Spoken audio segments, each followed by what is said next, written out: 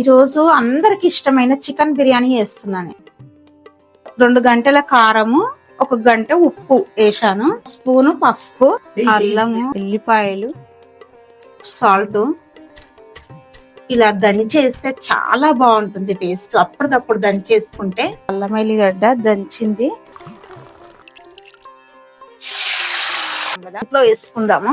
Chicken లో పుదీనా వేసుకుందాము, కొద్దిగా కొత్తిమీర, నూరుకున్న మసాలా ఇందులో వేసేసుకున్నాం. కొద్దిగా పుదీనా, కొత్తిమీర వేసుకున్నాం కదా. ఇందులో కొద్దిగా నిమ్మరసం పోసేస్తున్నాం, పచ్చిమిర్చి వేస్తున్నాము కొన్ని, దాంట్లో కొన్ని పుల్ల నెయ్యి, ఫ్రై చేసిన ఆయిల్ ఇందులో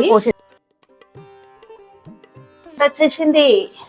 ఇక గబగబా అవుతుంది. చికెన్ బిర్యానీకి రైస్ పెట్టాను, సాల్ట్ వేసేసుకుందాం. అలా కలర్ఫుల్ గా అయ్యింది, చూస్తుంటే నోరు ఊరిపోతుంది. ఇంకా కొద్దిసేపట్లో బిర్యానీ రెడీ. అన్నము 70% అయ్యింది, తర్వాత ఇందులో వేసేసుకోవాలి.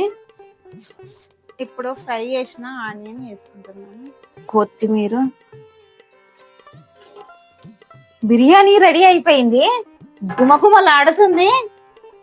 ఇక లాగించేద్దాం.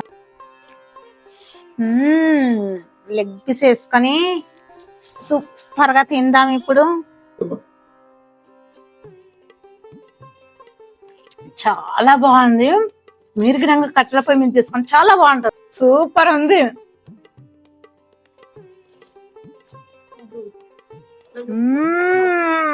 ఉడికిపోయింది.